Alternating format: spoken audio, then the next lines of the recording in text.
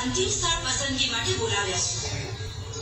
સરદાર, મીઠાના આખા કર સામે હિંસાત્મક લડત ઉપાડવાનું ગાંડું સાહસ કહી શકાય તેવું જોખમ હું ખેડવા તૈયાર છું. બાપુ, આવા કામની આપને ક્યાં નવાઈ છે? મીઠાનો કર નાબૂદ થવો જ જોઈએ. મીઠાના કરનો સવિનય ભંગ કરવા માટે સુયોગ્ય સ્થળ અને આ કૂચ માટેનો યોગ્ય માર્ગ નક્કી કરવાના છે સરદાર. ભલે બાપુ, ક્યાં ચાલ્યા સરદાર? તમારા મનના હુકમો પણ અમને મળી જ જતા હોય છે બાપુ. તમે તો વાઇસરોયને પત્રમાં જણાવી મીઠાના કર નાબૂદીની પૂછી કરશો. ગુજરાતના ખૂણે ખૂણે ઝીણવટ ભરી પૂરી તપાસ કર્યા પછી જે માર્ગ અને સ્થળ નક્કી કર્યા તેના કાગળો લો તૈયાર છે. પૂછનો આ માર્ગ અને મીઠાના કરનો સવિનય ભંગનું સ્થળ દાઢી. સુરત જિલ્લાના જલાલપોર તાલુકાના દરિયા કિનારાનું ગામ દાઢી. તો આ કૂચનું નામ રહેશે દાઢી કૂચ. અરે મહાદેવ, આપણે મીઠા કરનો ભંગ રાષ્ટ્રીય સપ્તાહના પહેલે દિવસે છઠ્ઠી એપ્રિલે દાઢી ખાતે કરીશું એમ જાહેર કરી દો. બ્રિટિશ સરકારને તેની જા પત્ર લખીને કહી દો. બાપુ, ખૂબ રજા દો. સરદાર, તમે ઠેર ઠેર બહુ તેજીલા ભાષણો કર્યાની માહિતી મળી છે. જરા સાચવજો. ભલે બાપુ, વંદે માતરમ. આશ્રમમાં દાંડી કૂચની તડામાર તૈયારીઓ શરૂ થઈ. તો બીજી તરફ સરદાર ગામે ગામ ફરી સવિનય કાનૂન ભંગ માટે નિર્ભયતાનું વાતાવરણ તૈયાર કરવા માટે બ્રિટિશ સરકારથી આ ઝીલવાયું નહીં. ને 6મી માર્ચે 1 મહિના માટે જાહેર ભાષણો પર પ્રતિબંધ મૂકી દીધો. સરદાર 7મી માર્ચે રાજકામને બોલવા ઉભા થયા કે તરત જ એમની ધરપકડ કરવામાં આવી. સરદારની 7મી માર્ચે ધરપકડ થઈ અને કૂચ 12મી માર્ચે શરૂ કરવાનું થયું. દુનિયા આખીની આંખો સાબરમતી આશ્રમ પર મંડાયેલી હતી. દેશ આખો જાગૃતિ અને ઉત્સુકતાથી ઉભરાતો હતો. ત્યારબાદ 11મી માર્ચ 1930ની સાંજની પ્રાર્થનામાં એમણે કહ્યું, હું સ્પષ્ટ કહું છું કે હવે તો હિંદમાં સ્વરાજ સ્થપાય ત્યાં સુધી આપણી લડત ચાલુ. તમારી અશક્તિ હોય તો ખસી જજો. એવું સંભવિત છે કે આ તમારી સામે મારું છેલ્લું ભાષણ. કાલે સવારે સરકાર કૂચ કરવા દેશે તો પણ આ પવિત્ર સાબરમતી કાંઠે અથવા મારી જિંદગીનું આ છેલ્લું ભાષણ હોઈ શકે.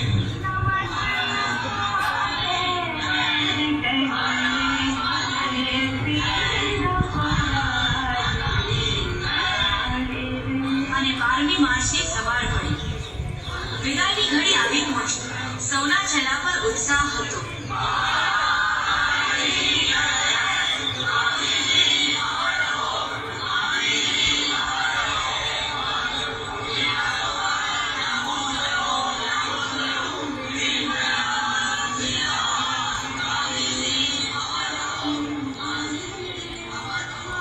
ગાંધીજીને કસ્તુરબાએ કંકુ અક્ષત કર્યા. સૂતરની આંટીના હાર તોડા થયા. જગતમાં પછી પ્રસિદ્ધ થઈ તે લાકડી ગાંધીજીને આપી અને કૂચ આરંભ થાય.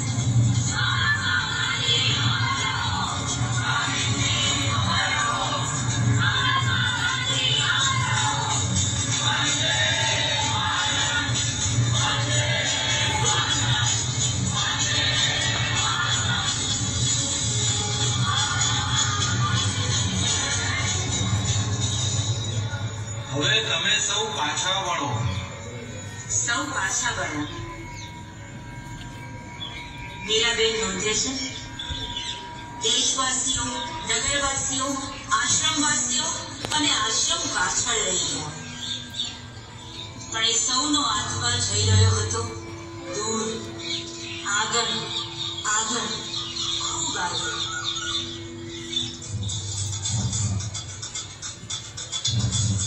આગળ વધતી.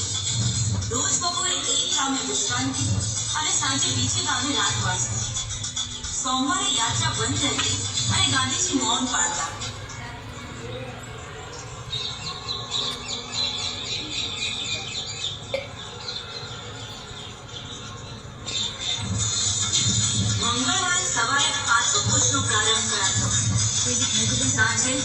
લોક જાગૃતિ. ગુજરાતના વિશાળ દરિયાકાંઠે ઢગલે ઢગલા મીઠું પાકે છે ત્યાં ₹1.50 અને પંજાબમાં 9 આવા કા જવા જોઈએ. સંકલ્પ કરો, અમે મીઠું બનાવીશું, ખાઈશું, લોકોમાં વહીશું, ભલે જેલમાં જઈશું. દાઢી ખુદના લોકો જાણી લે. સાદું ભોજન કરવાનું રહેશે. રોજનું 160 દાળ શુગર કાઢવાનું ફરજિયાત છે. રેટિયાની સગવડ બધે ન હોય માટે તકલીફથી કાઢો. વિશ્વના પત્રકારો કૂચ દરમિયાન ગાંધીજીને મળતા અને પૂછતા રહેતા, બાપુ, આ કઈ જાતનું રાજતંત્ર માનો છો? જે તંત્ર પ્રજાની ઈચ્છાને વર્તે અને તેનો અમલ કરે. આપનું પ્રજાકીય તંત્ર કેવા પ્રકારનો છે? ખબર નથી, પણ મને તેની નીતિમાં જ રસ છે. અને નીતિ એટલે પ્રજાની ઈચ્છાને પહોંચી વળવાનું સાધન. જે બે જ હોઈ શકે. એક દગો, છળ, કપટ, હિંસા, અને બીજું અહિંસા અને સત્ય. ત્યારે અહિંસા પાસે દગો ફટકો ના હોય? ના, નહીં હોઈ શકે. દગો ફટકો એ જ એક જાતની હિંસા છે. આપની લડતને અંતે ખૂનામરકી ન થાય? થાય, પણ મેં લીધેલા માર્ગથી હું ખૂનામરકીનું જોખમ હળવું કરું છું.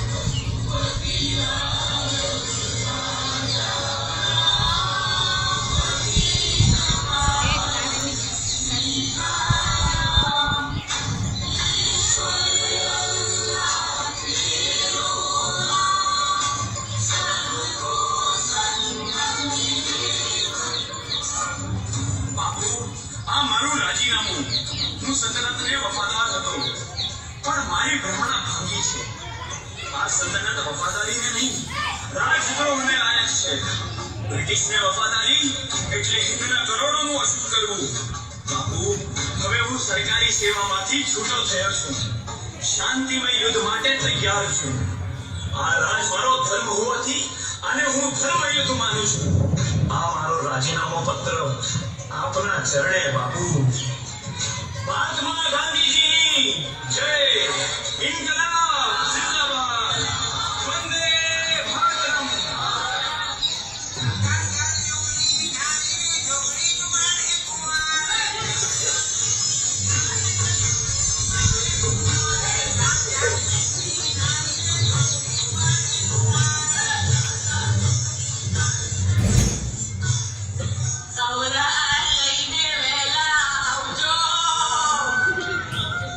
લીધા વિના પાછો નહીં આવો.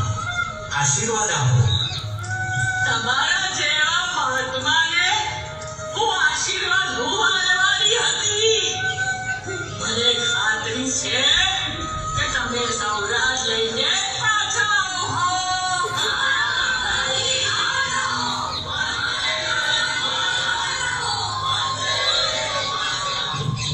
એક ગામમાં સાફા પહેરેલા રજપૂતોને જોયા ને ગાંધી બાપુ બોલ્યા, આ દેશમાં ઘણા લોકોને ઉઘાડા રહેવું પડે છે.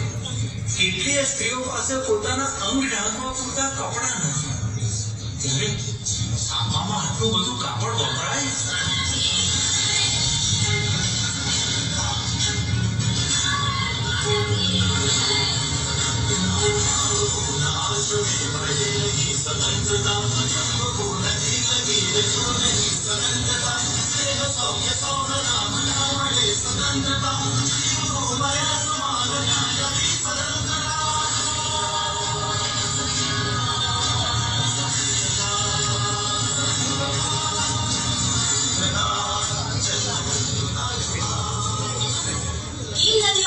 ગાંડીકૂચ સુરત જિલ્લામાં પ્રવેશ્યું.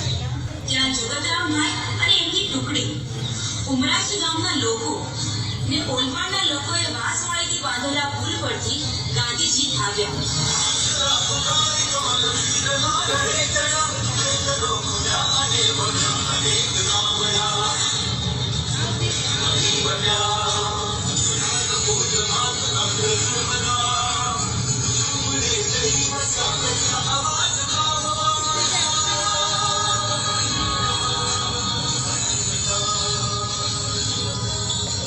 નદી પાર કરી કલ્યાણસિંહભાઈ અને એમના કાર્યકરોએ તેમનું સ્વાગત કર્યું. પધારો પધારો બાપુ. આખો દેશ ખરા મનથી આ કૂચમાં તમારી સાથે ચાલી ગયો છે. આઝાદી હવે ઢુકડી છે.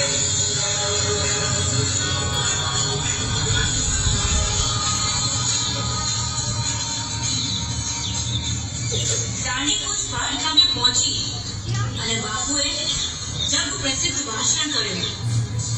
કરાજીના આશ્રમનું દર્શન હું કરવાનો નથી. કાગડા કૂતરાના મોતે મરી. સ્વરાજની ઝંખના કરતા રજળી દવડીને મરી. પણ પાછો કરવાનો નથી. દાંડીમાં શેઠ સિરાજુદ્દીન વસીના ઘરમાં બાપુએ નિવાસ કર્યો.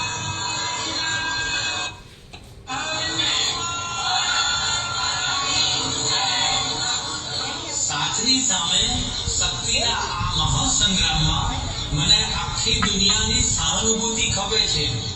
પૂરા વિનમ્ર ભાવે અને સચ્ચાઈ સાથે દાવો કરું છું કે અહિંસક સાધનો વડે અમારા લક્ષ્ય સુધી પહોંચ્યા છીએ. એ આખા જગત માટે ભારતનો અમૂલ્ય સંદેશ છે.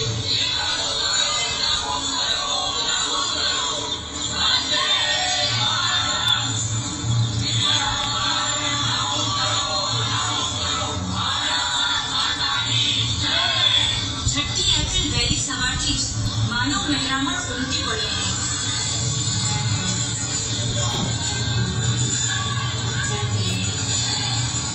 એક સત્યનિષ્ઠ વિશ્વ સમૂહે વાંકા મળીને મીઠાવાળી મુઠ્ઠી ભરીને કાયદાનો ભંગ એવો કર્યો કે તે દિવસની બ્રિટિશ સરકારની કમર હંમેશને માટે